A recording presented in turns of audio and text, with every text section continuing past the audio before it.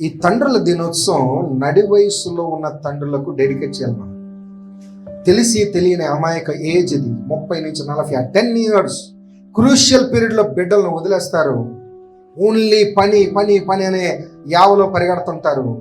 ఈ క్రమములో భార్యాభర్తల మధ్య విభేదాలు, లేకపోతే బిడ్డలకి సరైన తర్ఫీదు ఇవ్వలేకపోవడం, లక్షలు సంపాదిస్తారు, ఫీజులు కడతారు, మంచి పోషణ ఇస్తారు, కానీ వాళ్ళు ఎదిగి వచ్చిన తర్వాత ఆ పండు రుచి చూస్తాడు. ఎప్పుడు 45-50కి వచ్చేసరికి రుచి ఎలా చూస్తాడు?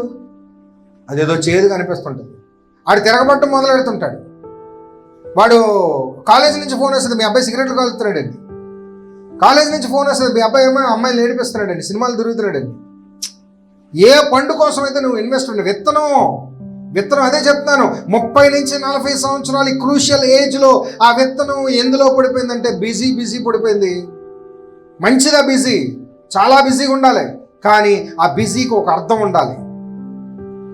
ఆ అర్థం 45-50 దాటిన తర్వాత నువ్వు ఆ ఫలమును తింటున్నావు కదా, అదేమో ఛేదిస్తుంది.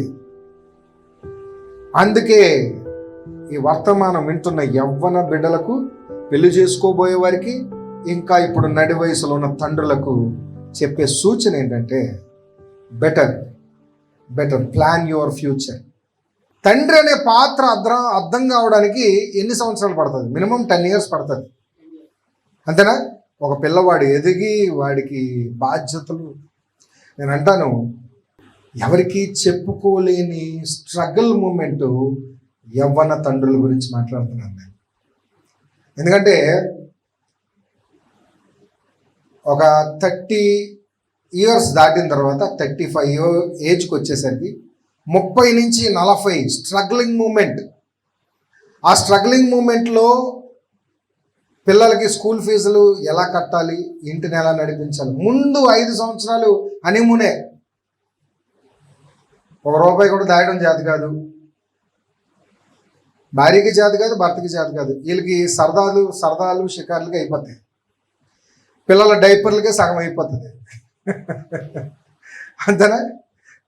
అవునా కదా? మొదటి 5 సంవత్సరాలు ఖర్చులు డైపర్లు, టిష్యూ పేపర్లు, భార్యాభర్తలు కలిసి వెళ్ళే షికార్లు. పెద్దగా ఒబ్బిడి చేసుకోవడం చేత కాదు. కానీ జాగ్రత్త గమనించండి, 30 సంవత్సరాలు దాటిన తర్వాత ఒక 40 వరకు 10 సంవత్సరాలు చాలా కఠినమైన సంవత్సరాలు. నేను అంటాను, తండ్రుల దినోత్సవం రోజున మనం యవన బిడ్డలకు తండ్రులను సన్మానించండి అని చెప్తున్న అదొక కోణం అయితే, ఇది తండ్రులకు చెప్పే మెసేజ్. 30 వయసు నుంచి 40 వయసు వరకు ఉన్న తండ్రులకు చెప్పే మెసేజ్.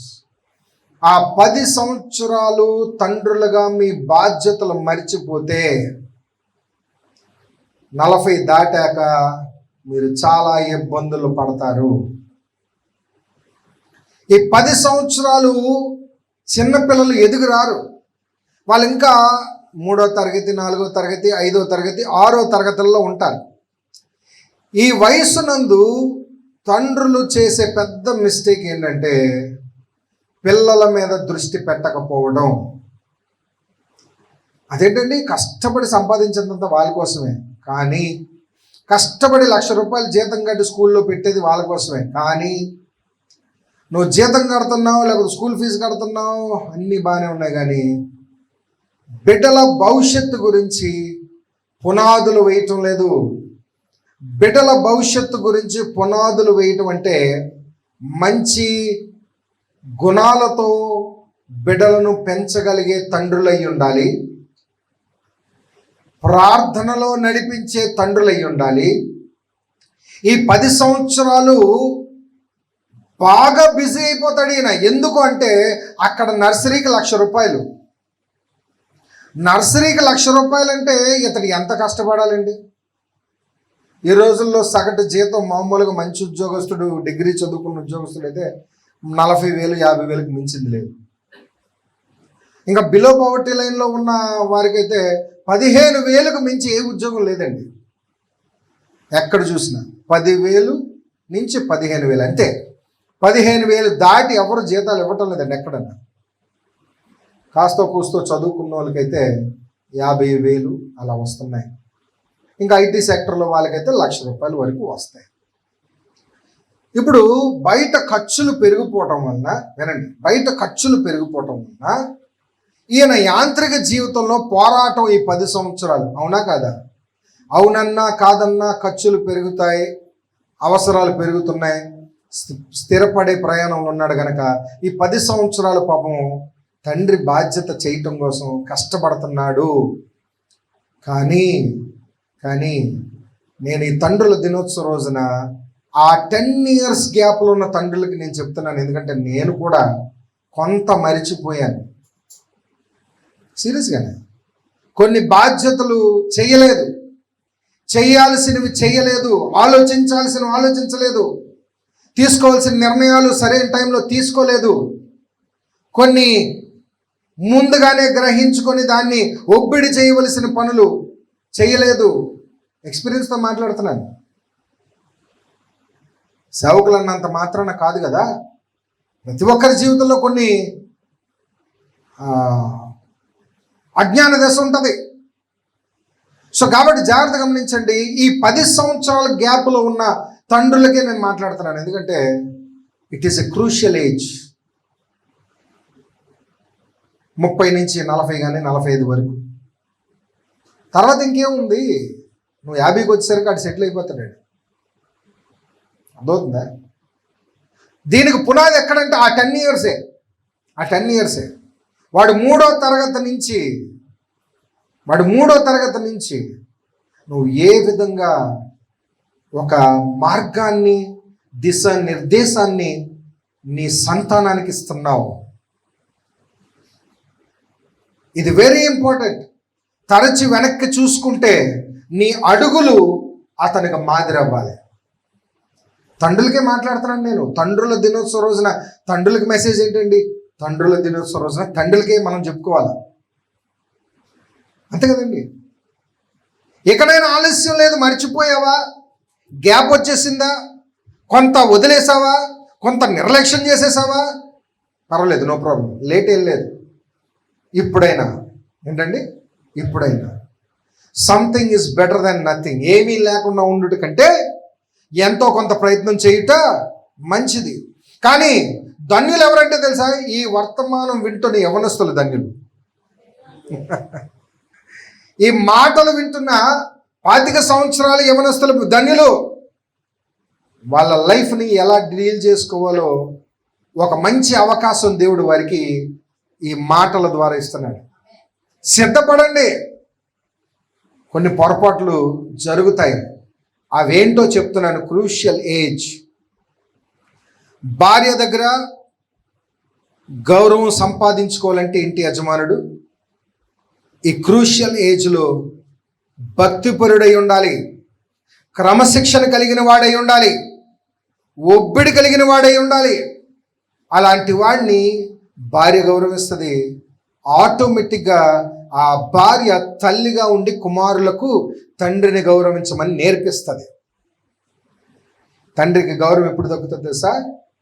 పిల్లలకి అన్నం ముద్ద పెడుతూ తండ్రి మీద గౌరవం నేర్పించాల్సిన తల్లి బాధ్యత. గోరుముద్దలు తినిపిస్తూ తండ్రిని గూర్చిన గొప్ప విషయాలు వారికి బోధిస్తూ చెప్పవలసిన బాధ్యత భార్యది. ఆ భార్య దగ్గర నువ్వు గౌరవం సంపాదించుకోవాలి. ముందు తండ్రి కన్నా ముందు నువ్వు భర్తవయ్యావు. తండ్రి కన్నా ముందు ఎవరు? భర్తవయ్యావు. సో ఈ క్రూషియల్ ఏజ్ ఏదైతే ఉందో 30 నుంచి 40 దాకా ఆడుకున్నావు, 25 నుంచి 30 దాకా ఎంజాయ్ చేయి, తప్పులేదండి. ఎంజాయ్మెంట్ లేకపోతే అలాగండి, లైఫ్కి కొన్నాళ్ళు ఉండాలి ఎంజాయ్మెంట్. కానీ ఒక టైం అంటూ వచ్చిందంటే మాత్రం అలర్ట్ అవ్వాలి. ఆ టైం లేట్ అవ్వకూడదు. చాలామంది తండ్రులు చేసే మిస్టేక్ ఏంటంటే 40 దాటిన తర్వాత తేరుకుంటారు. అయ్యో ఇదా జీవితం, ఓహో ఇన్ని అవసరాలు ఉంటాయా ఈ కాలంకి వచ్చేసరికి. పెళ్ళయింది 25లో, 15 సంవత్సరాలు దాటి వచ్చిన తర్వాత తేరుకుంటాడు. ఏమని? నా బిడ్డలకు ఇలా నేర్పిస్తే బాగుండు, నా బిడ్డలకి ఇలా దాస్తే బాగుండు, నా బిడ్డలకి ఒబిడి చేసుంటే బాగుండని. ఎప్పుడు తేరుకుంటున్నాడు? 40లో తేరుకుంటున్నాడు, 40-45లో కాదు. తేరుకోవలసింది 30లో తేరుకోవాలి. ఒక 5 సంవత్సరాలు ఫుల్గా ఎంజాయ్ చేయండి. కానీ వెన్ ద టైమ్ కమ్స్, బిడ్డలు బడుల్లో బుడిబుడి అడుగులు వేస్తూ, వారి మాటలు మాట్లాడుతూ, వారి సంభాషణలు చేస్తూ, ప్రార్థనలు చేస్తున్న టైంలో మాత్రం వారికి నువ్వు ఏమి నేర్పిస్తున్నావు అనేది చాలా ప్రాముఖ్యం. ఎందుకంటే ఒక 2వ తరాన్ని తయారు చేసే విత్తనానివి నువ్వు.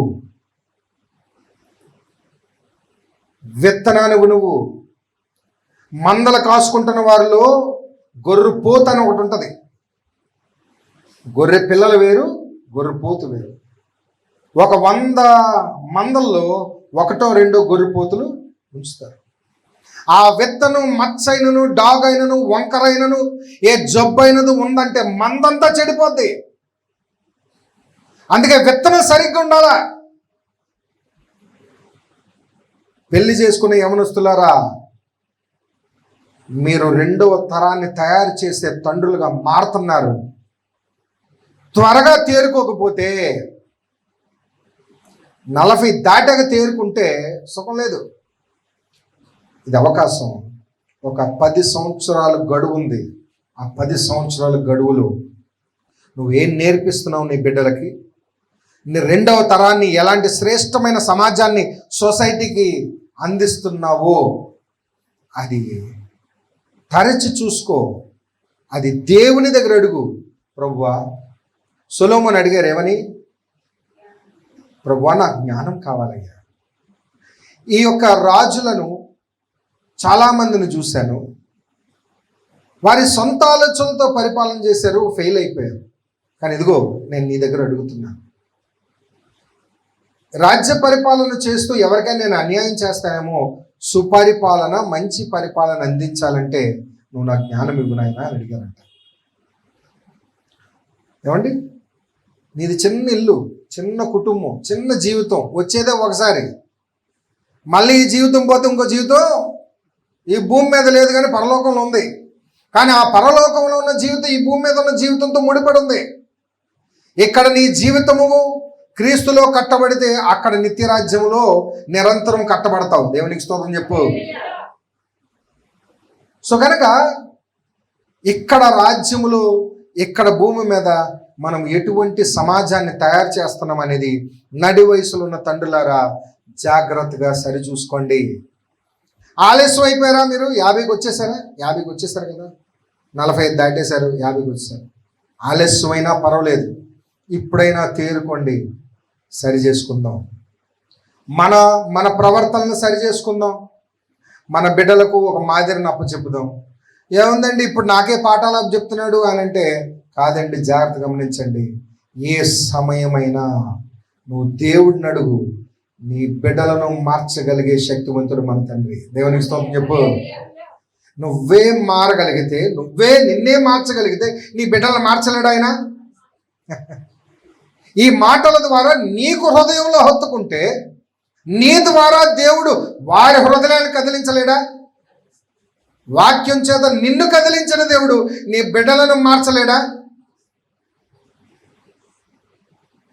విశ్వాసము కలిగి ఉంటే అదిగో ఆ కొండను చూసి ఎగిరిపడి సముద్రంలో పడుము అని పలకగలిగే నిర్ణయం నీకుంటే అది జరుగుతుంది. అంటే అర్థం ఏంటంటే మెటఫారిక్గా, అంటే రూపకలంకారంగా దేవుడు చెప్తున్నాడు. కొండలు ఎగిరి సముద్రంలో పడడం అని కాదు. నీలో ఆ యొక్క తీర్మానం, విశ్వాసం ఉంటే దేవుడు అట్టి కార్యములు నీ జీవితంలో చేస్తాడు. దేవునికి స్తోత్రం చెప్పండి. సో కాబట్టి this Father's day is dedicated for the middle age fathers. ఈ యొక్క తండ్రుల దినోత్సవం నడి వయసులో ఉన్న తండ్రులకు డెడికేట్ చేస్తున్నాను నేను ఈ వర్తమానం. ఎందుకంటే చాలా క్రూషియల్ పీరియడ్, చాలా కష్టాలు, చాలా అయోమయ స్థితులు, అర్థం కాని జీవితం, ఎలా పెంచాలో తెలీదు, ఎలా నడిపించాలో తెలీదు, ఆఖరికి భార్య దగ్గర ఎలా గౌరవం సంపాదించుకోవాలో తెలియదు. వాళ్ళకే ఈ వర్తమానం. మొదట ఇంటిలో ఒక గౌరవమైన స్థానాన్ని సంపాదించుకోండి. మీ మాట, ప్రవర్తన, వస్త్రధారణ, నీ భార్య దగ్గర ఉన్న నీ యొక్క విధానం, నువ్వు దేవుని దగ్గర లోబడితే నీ భార్య నీ దగ్గర లోబడుతుంది. అవునండి, నువ్వు భక్తిపరుడుగా, నీతిమంతుడుగా, క్రమశిక్షణ కలిగి ఉంటే ఏ భార్య అయినా లోబడుతుందండి. లోబడటం అంటే బానిసత్వం కాదు, అది గౌరవం ఇస్తుంది. ఎస్, ఇతడు నా యజమానుడు, నా ఏలినవాడు, నా భర్త అని ఆమెలో ఒక గౌరవం వస్తుంది. మొదట మీరిద్దరూ అట్టి గౌరవం కలిగి ఉంటే తర్వాత నీ బిడ్డలు గౌరవిస్తారు. సో కాబట్టి నడి వయసులో ఉన్న తండ్రులకు, పెళ్లి చేసుకోబోతున్న యవన బిడ్డలకు నేను చెప్పే సలహా ఇదే. కాబోయే రోజుల్లో తండ్రులు కాబోతున్నారు. ఒక 5 సంవత్సరాలు కావచ్చు, 10 సంవత్సరాలు కావచ్చు, లేకపోతే ఇప్పుడు నడి వయసులో ఉన్న తండ్రులు కావచ్చు. చిన్న చిన్న పిల్లలు ఉన్నారు, మీకు చూస్తుంటాను నేను.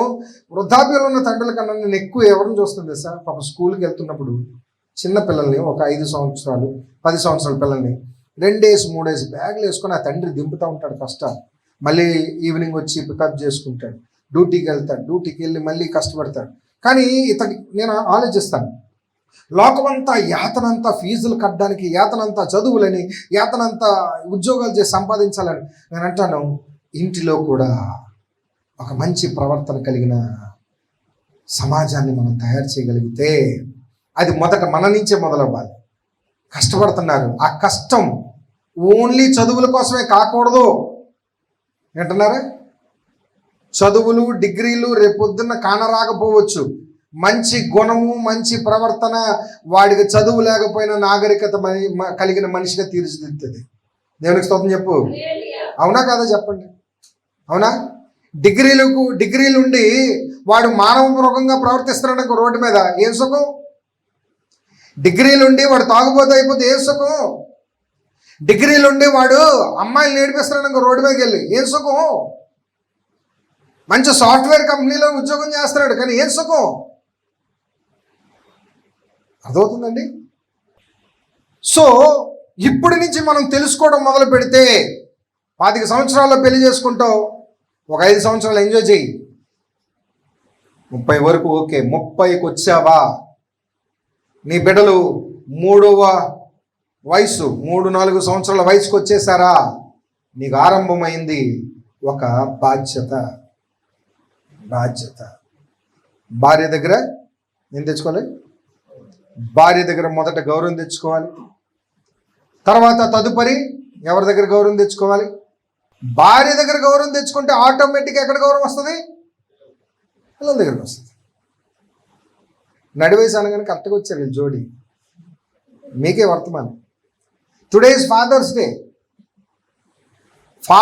ఈ ఫాదర్స్ డే ఎవరికి డెడికేట్ చేస్తున్నామో తెలుసా రాకేష్? నడి వయసులో ఉన్న మీకే. తెలిసి తెలియని వయసుది. ఓ 30 దాటంగానే 30 నుంచి 40 వరకు ఈ 10 సంవత్సరాలు క్రూషియల్ ఏజ్, చాలా ప్రాముఖ్యమైన వయసు ఇది. ఈ వయసులో మనము తండ్రులుగా చేసే మిస్టేక్స్ గురించి నేను మాట్లాడుతున్నాను. ఏంటదంటే సింపుల్, నీ విత్తనాలు, నీ ప్రొడక్షన్ సరిగ్గా లేదు, అదొక్కటే మిస్టేక్. ఒకటి చూడండి, నువ్వు కట్టే ఇల్లు బాగలేకపోయినా ఎవ్వడు నేను అడగడు.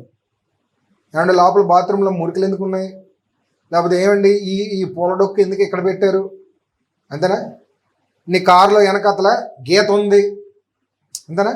నీ బైకు బ్లింకరు ఊడిపడిపోయింది, నీ చెప్పులు కింద తెగిపోయాయి, నీ బ్యాగు వెనకాల చిరిగింది, లేకపోతే బట్టలు అరిగిపోయి, ఎవడు అడగడు. ఏమడుగుతాడంటే నీకు సంబంధించిన సొత్తు, నీ బిడ్డల గురించి మాత్రం సమాజం అడుగుతుంది. ఏం చూస్తారండి?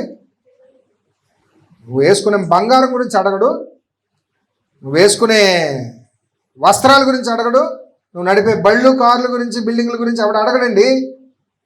మనం ప్రయాసపడేది 10 సంవత్సరాలు దేనికోసం రాకేష్? ఆ బిల్డింగ్లు, ఆ బంగారు, ఆ బళ్ళు, వాటి కోసం ప్రయాసపడతాం. What next? తండ్రులకు ఇది మెసేజ్. అందుకే hats off to the middle age fathers, seriously. ఎందుకంటే వారు పడుతున్న కష్టం అండి. రిటైర్మెంట్ అయిపోయిన తర్వాత వృద్ధాప్యంలో 70 సంవత్సరాలు ఇప్పుడు ముసలోళ్ళు, వాళ్ళది సక్సెస్ స్టోరీ, వాళ్ళది వదిలేండి. ఫాదర్స్ డే ఎవరంటే నిజంగా సెలబ్రేట్ చేయాల్సింది ఎవరంటే ఫాదర్స్ డే నిజంగా ఈరోజు మెసేజ్ ఇవ్వాల్సింది, లేకపోతే వాళ్ళని అప్రిషియేట్ చేయాల్సింది ఎవరంటే ఒక 30 నుంచి 45 వరకు మరి పోరాడుతున్న తండ్రులు, వాళ్ళకి అప్పుడప్పుడే ఏమీ తెలియదండి, లైఫ్ అంటే ఏంటో తెలియదండి. అంతేనా? అవునా కాదు చెప్పండి. 30 yearsకి జీవితం ఏంటో అర్థమవుతుంది చెప్పండి. అవునా కాదు చెప్పండి. తెలిసి తెలియని వయసులో పెళ్లి చేసేసుకుంటాం. అందుకే చెప్పాను కదా ఇందాకలా, మొదటి సంతానానికి అసలు ఫ్యామిలీ అంటే ఏంటో తెలియదు, ఎందుకు పిల్లోడిని కన్నాడో కూడా తెలియదు తండ్రికి. సీరియస్గా చెప్తున్నాను, ప్రతి తండ్రికి ఇది ఎక్స్పీరియన్స్, ఇంక్లూడింగ్ నేను. మొదటి సంతానము ఎందుకు కన్నాడో తెలీదు, ఎందుకంటే పెళ్ళి చేసుకోవడం వరకే తెలుసు, కానీ దాని తర్వాత మరి దాంపత్య జీవితంలో సంసారంలో కలుసుకోవడమే తెలుసు, కానీ దాని వెనకాతల రిజల్ట్ ఏంటో తెలీదు. సడన్గా భార్య చెప్తుంది నేను గర్భవతిని అయ్యాను. అర్రే వెరీ గుడ్ అంటాడు, ఎందుకు అంటున్నాడో కూడా తెలియదు. సీరియస్గానే సూపర్ అంటాడు. నాకు వంశోద్ధారకుడిని, అసలు వంశోద్ధారకుడిని ఇస్తున్నావు అని ఎందుకు సంబరం చేస్తున్నావు ఎవరైనా ఆ 30 లోపు ఉన్న తండ్రిని అడగండి, తెలీదండి. ఇట్ ఈస్ అన్ ఎక్స్టసీ అంతే, ఒక ఎమోషనల్ డ్రైవ్ అంతే. ఆ టైంలో మనం దృష్టి పెట్టం. నో ఎప్పుడు తెలుస్తుందంటే కొంత వయసు వచ్చాక. అందుకే అంటున్నాను, ఫాదర్స్ డే ఎప్పుడంటే 30 నుంచి 45 వరకు ఉన్న ఆ క్రూషియల్ పీరియడ్లో ఉన్న తండ్రులు స్ట్రగ్లింగ్ మూమెంట్స్కి ఈ వర్తమానము ఒక మంచి ఉద్దేశం అయి ఉండాలి. వచ్చిందల్లా వినోదాలకి, విందులకి, విలాసాలకి ఖర్చు పెట్టేస్తే మరి నువ్వు ఒబ్బిడి చేసుకోకపోతే ఎలాగా? అదేంటండి ధనము కూర్చుకోవద్దని ఉంది కదండి వాక్యం. ఆ వాక్యం మనకి రివర్స్ మాట్లాడతారులే చాలామంది. ధనము కూర్చుకోవద్దు అంటే అర్థం ఏంటి? ధనము కూర్చుకోవద్దు అంటే నువ్వు సంపాదించకూడదు. అక్కడ యేసు ప్రభు చెప్పిన మాట ధనము కూర్చుకోవద్దు అన్న తర్వాత కిందన ఒక మాట ఉంది, నీ ధనం ఎక్కడుండును చెప్పండి. అది ధనమును కూర్చుకోవడం అంటే అర్థం ఏంటంటే నీ మానసిక ఆలోచనలలో ధనాన్ని కూర్చుకోవద్దు. అది పాయింట్. బ్యాంకులో డబ్బును ఉంచుకోవద్దని కాదు దేవుడు చెప్పింది, నీ మనసులో ధనం నిండకూడదు. పాయింట్ అర్థమైంది? మళ్ళీ ఏంటి? మరి ధనం కూర్చుకోవద్దంటే శామ్యుల్ గారు మీరు అసలు జీతం ఎందుకు తీసుకుంటున్నారు వాక్యపరంగా? ఎందుకు సార్ ఎందుకు అవసరం లేదు, వాక్యం చెప్పారు కదా, ధనం కూర్చుకోవద్దు, ధనం తీసుకోవద్దు, ఫ్రీగా ఉద్యోగం చేయండి. ధనమును కూర్చుకోవద్దు. కిందనేమనుంది? నీ ధనం ఎక్కడుండును, నీ మనస్సు అక్కడే ఉండును. మనస్సులో ధనం పెరగకూడదు, కానీ బాధ్యత ఉంది. ఏమండి? చాలామంది నా బిడ్డల భవిష్యత్తు కోసం సంపాదిస్తారండి. బిడ్డల భవిష్యత్తు కోసం, వాళ్ళ సుఖం కోసం కాదు, నీ బాధ్యత అది. ఆడు తింటాడా, తిరుగుతాడా, ఎగిరిపోతాడా, ఏమవుతాడా అనవసరం, నీ బాధ్యత అది. అర్థమవుతుందండి? ఇంకోటి చూడండి, కొంతమంది ధనం ఇన్వెస్ట్ చేస్తే, డబ్బును ఇన్వెస్ట్ చేస్తే లాభాలు వస్తాయండి. లాభాలు కాదు, అరే బుద్ధి తక్కువ పని ఇది. లాభాల కోసం ఇన్వెస్ట్ చేయకూడదు, బాధ్యత కోసం ఒబ్బిడి చేయాలి. ఆ పోస్టల్ డిపార్ట్మెంట్లో మేడం అన్నారు, మాస్టర్ గారు అంతా దేవుడే చూసుకుంటాడని క్రైస్తవ సమాజం ఏం చేస్తుందంట, యవ్వన బిడ్డలకి ఈ యొక్క ఫైనాన్షియల్ స్టెబిలిటీ చెప్పలేకపోతుందండి. అందుకే సరిగ్గా ఉండట్లేదు, ఇష్టం వచ్చినట్టు ఖర్చు పెట్టేస్తున్నారు, దుబారాలు చేస్తున్నారు. దేవుని పరిచర్యకు వాడాలి, నీ కుటుంబం కోసం వాడాలి. అనవసరమైన వ్యర్థమైన ఖర్చులు పెట్టుకోకుండా ఒబ్బిడి చేసుకోగలిగితే ఈ మాట ఈరోజు నడి వయసులో ఉన్న తండ్రులకు ఒక గుణపాఠం, అంటే ఇంక్లూడింగ్ మనకు కూడా. ఎందుకంటే ఒక వయసుకు దాటి వచ్చాం, కొన్ని పొరపాట్లు జరిగి ఉంటాయి, గతంలో జరుగుతాయి. సో గనక ఫాదర్స్ డే రోజున నిజముగా మనము క్రమశిక్షణ కలిగి తెలుసుకోవాల్సింది ఏంటంటే, ఇన్ని రోజులు ఎక్కడ పొరిపోయాము, ఇన్ని రోజులు మన కుటుంబాన్ని నడిపించడంలో ఎక్కడ వైఫల్యం చెందాం, మన బిడ్డలకు మంచి తరబీదు ఇవ్వలేకపోవడం వల్ల ఎక్కడ ఫెయిల్ అయ్యాం, ఏ క్రమశిక్షణలో ఫెయిల్ అయ్యావు, ప్రార్థనలో నడిపించలేకపోతున్నావు, వాడు బూతులు మాట్లాడుతున్నాడు అంటే నీదే తప్పు. వాడు గ్రౌండ్లోకి వెళ్ళి బ్యాడ్ వర్డ్స్ మాట్లాడుతున్నాడా, నీదే తప్పు. స్కూల్కి వెళ్ళి ఆటోలో తప్పుడు మాటలు మాట్లాడుతున్నాడా, నీదే తప్పు. తండ్రిది తల్లిది తప్పు. ఫాదర్స్ డే రోజున మనం నేర్చుకోవాల్సింది ఇదే. ఎందుకంటే ఇప్పుడు మనం ఫాదర్స్ డే అనగానే వృద్ధాప్యలో ఉన్న తండ్రుల గురించి మాట్లాడుతామండి. వాళ్ళకి చేసేది ఏం లేదండి. చేయాల్సిన వాళ్ళు ఉన్నారు ఇక్కడ వెనకతల. ఎవరు? 25 నుంచి మొదలైన వాళ్ళు ఉన్నారు, రెడీగా ఉన్నారు. వాళ్ళకి కదా వర్తమానం. పెద్దోళ్ళు దాటేశారు, వాళ్ళ చేతులు దాటిపోయి. కానీ ఇగో మీ పిల్లలు ఇంకా చిన్నోళ్ళే. అవునా కదా చెప్పండి? 25 సంవత్సరాలు ఉన్న పిల్లలు చెప్పండి, అవునా కదా? 25 సంవత్సరాల్లో పెళ్లి చేసుకుంటాం, 30 సంవత్సరాల కల్లా పిల్లలు రెడీ అవుతారు. అంటే 30 నుంచి 45 వరకు వాడికి యవ్వన ప్రాయం వచ్చేంత వరకు నీ చేతిలో ఉన్నాడు. అవునా? నీకు 30లో పిల్లలు పుట్టారనుకోండి, నీకు 45కి వచ్చేసరికి వాడికి అంతా 15, అంతేనా? 15 అంటే యవ్వన ప్రాయంగా ఉన్నాడు. సో ఆ 45వ సంవత్సరం కల్లా నీ కొడుకు యవ్వన ప్రాయంకి వస్తాడు కనుక నువ్వు 30 నుంచి సెట్ రైట్ అయిపోవాలా. అది ఫాదర్స్ డే మెసేజ్. ఎవరికండి?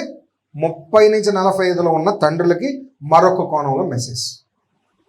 ఒకటి, దైవికమైన భక్తి జీవితాన్ని నేర్పించాలి.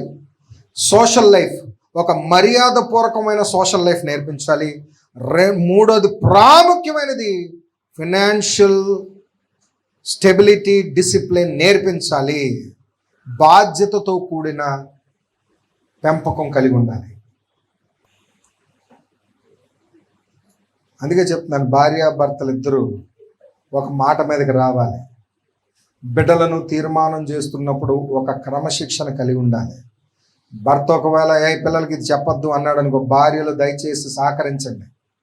లేదు నా పిల్లలంటే ముద్దు అన్నావు అనుకో, ఆడు రేపు నీకు గుద్దుతాడు, నెత్తి మీద గుద్దుతాడు. ఇప్పుడు ముద్దు ముద్దు అన్నావు అనుకో, రేపు నెత్తి మీద గుద్దుతాడు. భార్యలు దయచేసి సహకరించండి తండ్రులకి. నడి వయసులో ఉన్న తండ్రులకు మరీ ముఖ్యంగా సహకరించండి. ఎందుకంటే ఎందుకు చెప్పనా, వాళ్ళు మీకన్నా ఎర్రోళ్ళు. సీరియస్గానే 30 సంవత్సరాలకు వచ్చిన ఆడపిల్ల కన్నా, వింటున్నారా, 30 సంవత్సరాలు ఈడు కలిగిన కుర్రోడు చాలా అమాయకుడు. సీరియస్గా చెప్తున్నాను. దేవుడు ఆడబిడ్డలకు జ్ఞానం ఇచ్చాడండి. ఎందుకు ఇచ్చాడో చెప్పనా? వీడికి బతకడం ఎలాగో చేత కాదు, వీడికి సాటైన సహాయం దేవుడు ఇద్దామని ఇచ్చాడు. వీడు తింగర చూపులు చూస్తున్నాడు, ఏదైనా మనలో తింగరగా ప్రవర్తిస్తున్నాడు, ఏం చేయాలో తెలియట్లేదు, కోతికి కొబ్బరికాయ దొరికినాడు, ఏదైనా మనలో ఏదైతే చేస్తున్నాడు, ఒక సాటి అయిన సహాయం ఇద్దామని ఎందుకు ఇచ్చాడంటారు అవ్వమ్మని? అవ్వమ్మకి జ్ఞానం ఇచ్చి పెట్టాడమ్మా. అందుకే ఆ జ్ఞానం ఎక్కువైపోయి పండు తినేసింది. అంటున్నావా? జ్ఞానము ఎక్కువ ఉంది, వాడాల్సిన చోట వాడలేదు అవ్వమ్మ. భర్తను కట్టుకోవడంలో వాడుకోలేదు అమ్మమ్మ. ఈరోజు నడి వయసులో ఉన్న భార్యలారా, మీ భర్తలకు మీరు సహకారంగా ఎలా ఉండాలంటే, నెక్స్ట్ 15 సంవత్సరాలు నీ కుటుంబాన్ని ఎలా కట్టుకోవాలో నీ చేతిలో ఉంది. అందుకే వాక్యంలో గుణవంతుడైన భర్త ఇల్లు కడతాడని వాక్యం చెప్పలేదు, గుణవంతురాలైన భార్య తన ఇల్లును కట్టుకుంటుంది అన్నది. ఎందుకంటే నువ్వు ఎలా మలిస్తే అలా మలుచుకుంటావు నీ భర్తని. భర్త ఒక తోలు బొమ్మని నేను అంటాను, సీరియస్గా చెప్తున్నాను. ఒక ఎమోషనల్ డ్రైవ్, ఆడికి ఏం తెలియదు. తృప్తిగా అన్నం పెట్టావు అనుకో, భలే ఉండేవా అంటాడు. అన్నం పెట్టలేదు అనుకో, ప్లీజ్ అన్నం పెట్టాను, అంతే, ఏం తెలియదు. ఎమోషనల్ డ్రైవ్, కష్టపడతాడు అంతే, గొడ్డులా కష్టపడతాడు. నువ్వు కష్టపడలేవు అలాగా. స్వార్థం లేకుండా కష్టపడతారు పురుషులు, చెప్తాను సీరియస్గానే. భార్యలు కల్లా ఉండదు, ఆడికి ఎందుకు పెడుతున్నావు, వీళ్ళకి ఎందుకు ఇస్తున్నావు, వాళ్ళకి వీళ్ళకి క్యాలిక్యులేషన్లు ఎక్కువ. వీళ్ళకి పురుషులుగా ఉండవు, వాళ్ళకి ఇచ్చే వాళ్ళకి పెట్టి అని చూడు. పురుషులు అందరూ ఆఫీసుల్లోని ఫ్రెండ్స్కి కావాలని వీళ్ళు సంతకాలు పెట్టేస్తుంటారు. వాళ్ళకి అప్పుల్లోని, వీళ్ళకి షూరిటీలు, వీళ్ళకి ఏం తెలియదు, గుల చేసేది అంతనా. అవునండి, సీరియస్గానే. అమాయక చక్రవర్తులు వీళ్ళందరూ, అమాయక చక్రవర్తులు అండి పురుషులు. ఎలా ఒప్పుడు చేసుకోవాలో తెలియదండి. సీరియస్గా చెప్తున్నాను. పెళ్ళి అవుతుంది కానీ ఇందాక చెప్పాను కదా, నేను గర్భవతినాను కానీ వావ్ సూపర్ అంటాడు. ఎందుకు అంటున్నాడో అడిగే తెలియదు. లైఫ్ వాల్యూ తెలియట్లేదండి. సీరియస్గా చెప్తున్నాను. అందుకే ఈ వర్తమానము మనందరికీ ఒక గుణపాఠం. ఎందుకు పెళ్ళిళ్ళు చేసుకున్నావు, ఎందుకు పిల్లలకు అంటున్నావు, ఎందుకు చదివిస్తున్నావు, ఎందుకు నువ్వు కష్టపడుతున్నావు, అసలు వాళ్ళ కోసం ఒక అర్థం ఉండాలి, ఒక దిశానిర్దేశం ఉండాలి, ప్లానింగ్ ఉండాలి. ఆ ప్లానింగ్ 3 విషయాలు చెప్పాను. ఒకటి, స్పిరిచువల్గా లేకపోతే వాడు ఎంత సామాజికంగా బాగున్నా, ఎంత ధనం సంపాదించినా వాడు మృగంతో సమానం అయిపోతాడు. భక్తిగా ఉన్నాడు, ఏమండి, భక్తిగా ఉన్నాడు, సమాజంలో బయట బాలే. చర్చిలో భక్తిగా కనిపిస్తున్నాడు, ఎదురుగా ప్రార్థన చేస్తున్నాడు, బయటికి వెళ్ళి బూతులు మాట్లాడుతున్నాడు. సుఖం ఏంటి? సాక్ష్యం చెడిపోతుంది బయట. ఇక 3వది, భక్తిగా ఉన్నాడు, సమాజంలో బాగున్నాడు, కానీ తన కుటుంబాన్ని నడిపించుకునే డిసిప్లిన్, ఫైనాన్షియల్ డిసిప్లిన్ లేదు. ఏం సుఖం? ఈ భూమి మీద అన్ని డిసిప్లిన్స్ మనం నేర్పించగలగాలి. అది బాల్యం నుంచి చెప్పండి, భర్తగా ఉన్న తండ్రికి నేర్పించాలి. నేర్పిస్తున్నప్పుడు భార్యలు సహకరించాలి. దేవునికి స్తోత్రం చెప్పండి. మొదట భార్యలు చేయవలసిన కర్తవ్యం ఏంటి తెలుసా? నువ్వు గోరుముద్దలతో తినిపిస్తున్నప్పుడు నీ భర్త, నీ శిరస్సు, నీ యజమానుడి గురించి గొప్పగా నీ బిడ్డలకు చెప్పు. మీ డాడీ అంతే, నేను చెప్తాలే. పిల్లలు వచ్చే అమ్మ అమ్మ అమ్మ డాడీ ఒప్పుకోవట్లేదమ్మా. ఒప్పుకోవట్లేదా? ఏంటి నేను అడుగుతాను, గరిటెట్టుకొని వచ్చేస్తుంది. వచ్చి ఏమండి అలా కదండి, ఒప్పుకోవచ్చు కదండి. పిల్లలు ఎదురుకుండా ఆడికి ఏం గౌరవం ఉంటుంది? ఓహో, మా నాన్న అడిగితే వర్కౌట్ అవుతుంది, మా అమ్మని అడిగితే అయిపోయింది. ఏం చేయాలి? అలాగా నాన్నగారు ఏం చెప్తా చెయ్యి నాన్న. అదేటమ్మా నువ్వు కూడా అలాగంటావు, నాన్న ఏం చెప్తా చేయమంటా. అవును నాన్న, ఆయన is owner of the house, is the elder of the house. ఆయన ఏం చెప్తా చేయాలి, నువ్వు వెళ్ళు నోరు మూసుకొని నాన్న ఏం చెప్తా చెయ్యి అనాలే. కానీ ఇంకొక పక్క సీక్రెట్గా దొంగచాటున ఈ అమ్మ వెళ్ళి ఏం చేయాలి? ఏమండి ఓన్లీ అదేదో అడుగుతున్నాడు కదా, మెల్లగా కన్విన్స్ చేసి ఒప్పించాలి. ఒప్పించకూడదు అంటలేదు, ఒప్పించాలి, బట్ ఇన్ సీక్రెట్. ఈ చిన్న డిసిప్లిన్ మిస్ అయిపోతున్నాం మనం. నువ్వు ఫాదర్ని నీ బిడ్డలు ఎదురుగుండా తక్కువ చేయొద్దు. రేపు పొద్దునదే వాళ్ళకి చులకన. సీరియస్గా చెప్తున్నాను. ఈ అమాయక చక్రవర్తులకి ఏంటి తెలియదు. వీళ్ళకి అంతా ఏంటంటే వెళ్ళడం, గుడ్లా కష్టపడడం, తీసుకొచ్చేయడం, మధ్యలో ఎవడో అలవాట్లు తీసుకొస్తాడు. రారా రారా ఇలా చొక్కేద్దాం, మంది వేద్దాం, సిట్టింగ్ వేద్దాం, బీచ్కి వెళ్ళి కూర్చుందాం, సినిమాకి వెళ్దాం. అమాయక చక్రవర్తి వెళ్ళిపోతాడు. ఈ అమాయక చక్రవర్తుల మధ్యలో కొన్ని తోడేళ్ళు ఉంటాయి. అన్నా నువ్వు సూపర్ అన్నా, నువ్వు సూపర్ అన్నా అంటే పోయిరా ఇంకొంచెం మంది పోయాడు. అన్నా మాకు ఇంట్లో అన్నా పలానా కష్టం ఉందన్నా, ఎందుకు నేను ఉన్నాను కదా తీసుకొని మొత్తం ఇచ్చేస్తాడు. సీరియస్గానే చెప్తున్నాను. గుణవంతురాలైన భార్య ఇల్లు కడతది. గౌరవిస్తూ నీ భర్తను మలుచుకో సహోదరి సహోదరా. గౌరవిస్తూ నీ భర్తను మలుచుకో. ఎలా ఫ్రేమ్ చేస్తావో, ఎలా మలుచుకుంటావో నీ చేతిలో పెట్టాడు దేవుడు నీ భర్తని. ఎందుకంటే భార్య ఎలా చెప్తే భర్తలో లొంగుతాడు. ఇది సృష్టి క్రమం. ఇది సృష్టి క్రమం అండి. వాక్యం చెప్తుంది. వారిద్దరూ ఇక మీదటి ఏకమై ఏమవుతారంట? భార్య భర్త హత్తుకొని ఏక శరీరులు అవుతారంట. ఎందుకు ఏక శరీరులు అయిపోయారు? భర్త ఇక మీదట భార్య ఏం చెప్తుంది వింటాడు. అది ఎమోషనల్ డ్రైవ్. అది సీరియస్గా చెప్తున్నాను. అర్థమవుతుందా? పండు ఎందుకు తినేసాడైనా? Emotional attachment. అవునా కదా? భార్య తీసుకొచ్చింది, ఎందుకు తెచ్చావు అని అడగలే, తినేసాడు. అది పొరపాటు అంటే పొరపాటే. అది ఇప్పటికీ జరుగుతుందంటే జరుగుతుంది. అది జరుగుతుంది కనుక నీ చేతిలో ఉంది తాళం. తాళం ఎవరి చేతిలో ఉంది? మీ చేతిలోనే ఉంది. వాళ్ళని పొంగించు, వాళ్ళని పొగుడు, వాళ్ళని గొప్ప చేయి. వాళ్ళని గొప్పగా మాట్లాడావు అనుకో, ఎస్ నా భార్య నా గురించి గొప్పగా అనుకుంటుంది కాబట్టి నేను గొప్పగా ఉండాలి అని వస్తుంది. మా ఆయనైతే వీడు తాగుబోతుడు, వీడు చచ్చినోడు, వీడు ఇది అది అన్నావు అనుకో, అదే నా భార్య నా గురించి ఎంత గొప్పగా అనుకుంటుంది, చే నేనేంటి ఇలాగా, చే మానేయాలరా ఈ ప్రవర్తన మానేయాలి అని తనలో పరివర్తన మొదలవుతుంది, బాధ్యత వస్తుంది. భర్త భార్య ఇద్దరు ఒకరికొకరు గౌరవించుకోవాలి. పురుషులారా, యవన బిడ్డలారా, మీ భార్యల దగ్గర మీరు గౌరవం సంపాదించుకోవాలంటే 3 వెరీ ఇంపార్టెంట్. ఒకటి, నువ్వు దేవుని ఎదుట భయభక్తులు కలిగి ఉండాలి. సమాజంలో క్రమశిక్షణ కలిగిన బ్రతుకై ఉండాలి. 3వది, ఫైనాన్షియల్గా కూడా నువ్వు మంచి ప్లానింగ్ కలిగి ఉండాలి. ఈ 3 ఉన్న పురుషుడికే సమాజంలోనేమి ఇంటిలోనేమి ఎక్కడైనా గౌరవం దొరుకుతుంది. భార్యలారా, మీ ఇల్లులు రేపొద్దున మీ బిడ్డలు బాగుపడాలంటే నీ భర్తలను గొప్ప చేసుకోండి. సింపుల్. రహస్యంగా పోరాడు నీ భర్తతో, కానీ బాహాటంగా మాత్రం నీ భర్తను పొగుడు. దేవుని స్తోత్రం చెప్పు. నీ బిడ్డలు ఎదురుగుండా భర్తను పొగుడు. మీ తండ్రి ఎలాంటోడో తెలుసా అని గొప్ప చేయి, మాట్లాడు, గొప్ప మాటలే మాట్లాడు. పిల్లలు ఎదురుగుండా తండ్రిని చులకన చెయ్యొద్దు. నీ కుటుంబస్తులు ఎదురుగుండా నీ భర్త గురించి చులకన చెయ్యొద్దు. కానీ బెడ్రూమ్లోకి వెళ్ళాక మాత్రం ఉతికారేసి వదలకు. అసలు బెడ్రూమ్లో మాత్రం చీల్చి ఎండాడేసి చేస్తావా చేయవా అంతే. నేను అదవుతుందా మీకు? అది మాంతవా లేదా? అలవాటు మాంతవా లేదా? వదలకు, పట్టు వదలకు అంతే. కానీ నీ గౌరవాన్ని నువ్వు నిలబెట్టుకో, నీ కిరీటాన్ని నువ్వు నిలబెట్టుకో. సో ఇద్దరికి వర్తిస్తుంది. సో ముఖ్యంగా ఈరోజు తండ్రుల దినోత్సవం రోజున నడి వయసులో ఉన్న తండ్రులకి నిజంగా హ్యాట్స్ ఆఫ్ చెప్తూ, నిజంగా వాళ్ళు పడ్డ కష్టానికి ప్రతిఫలం సరిగ్గా దొరకాలని మనస్ఫూర్తిగా కోరుకుందాం. ఎందుకంటే వారు దివారాత్రం కష్టపడుతున్నారండి. రోడ్ల మీద చూస్తుంటే ఎవ్వరూ ఖాళీగా లేరండి. Everyone are busy. కండల పనంగా పెట్టి పనిచేస్తున్నారు. కానీ దానికి తగిన ప్రతిఫలం కుటుంబాలకు రావాలని మనం ప్రార్థన చేయాలి.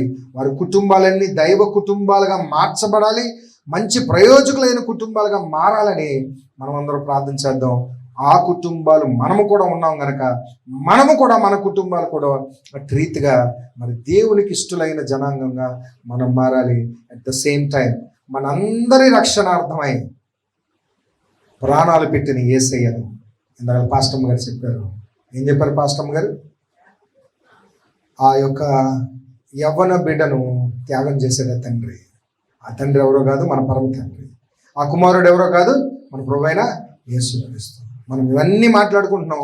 ఇవన్నీ మన జీవితంలో నెరవేరాలంటే 2వ కీర్తన 12వ వచనం ఏంటది?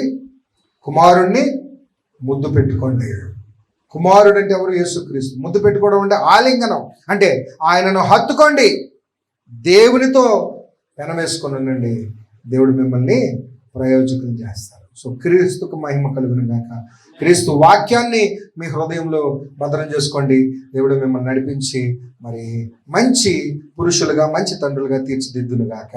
ఆమేన్. హ్యాపీ ఫాదర్స్ డే, తండ్రుల దినోత్సవపు శుభాకాంక్షలు.